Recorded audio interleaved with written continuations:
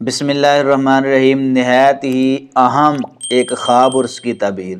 یہ خواب آپ سنیں گے، تعبیر سنیں گے تو خوش ہو جائیں گے، اور یہ آخرت کی زندگی کو آسان بنانے والا ہے۔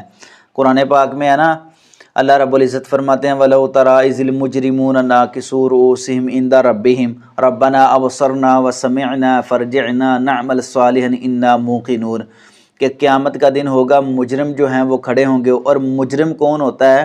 جس نے کلمہ بھی پڑھا ہو، جو مسلمان ہو، لیکن گناہ کی وجہ سے وہ مجرم بن جاتا ہے۔ یہ کافر کی بات نہیں، یہ مسلمان کی بات ہے جو اپنے گناہوں کی وجہ سے مجرم بنا ہے۔ اگر قیامت کا دن ہوگا، وہ مجرم جو ہے کھڑا ہوگا اور اس کی طرف دیکھنے والے وَلَوْ تَرَىٰ إِذِ الْمُجْرِمُونَ نَاكِسُو رُءُوسِهِمْ، گردن جھکی ہوگی، آنکھیں جھکی ہوں گی، اور پھر کیا کہیں گے؟ ربنا، اے ہمارے رب، ابصرنا وسمعنا فرجعنا نعمل صالحا انا موقنون کہ اللہ ہم نے دیکھ بھی لیا ہے، ہم نے سن بھی لیا ہے، ہم نے یقین بھی کر لیا ہے، لیکن بات یہ ہے کہ اب ہم لوٹنا چاہتے ہیں کہ ہم دنیا میں جائیں اور جا کے تیری عبادت کریں اور نبی کریم صلی اللہ علیہ وسلم کو مانیں، لیکن اب موقع نہیں ملے گا۔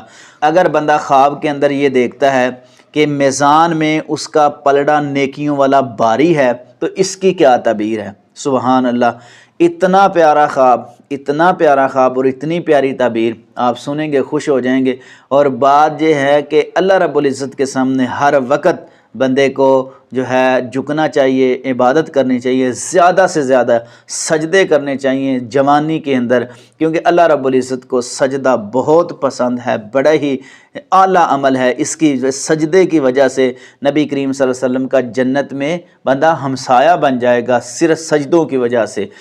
فرائض کے سجدے جو ہیں وہ تو کرنے ہی کرنے ہیں، لیکن نوافل جو سجدے کرنے ہیں، نفل پڑھنے ہیں، سجدے کرنے ہیں، زیادہ سے زیادہ وہ کرنے ہیں انشاءاللہ الرحمن۔ اللہ رب العزت سجدوں کی وجہ سے نبی کریم صلی اللہ علیہ وسلم کا ہمسایہ بنا دیں گے۔ اچھا، اس کی تعبیر یہ ہے، قیامت کے دن میدان محشر میں اپنا نیکیوں والا پلڑا باری دیکھنا، تو اس کی دلیل اچھا انجام ہے۔ سبحان اللہ! کیا ہے؟ اچھا انجام ہے۔ قرآن پاک میں ہے نا، فَمَنْ ثَقُلَتْ مَوَازِينُهُ فَأُولَٰئِكَ هُمُ الْمُفْلِحُونَ۔ اللہ رب العزت فرماتے ہیں بس جس کی نیکیوں کا پلڑا باری ہوگا، فَأُولَٰئِكَ هُمُ الْمُفْلِحُونَ، بس وہی لوگ کامیاب ہیں۔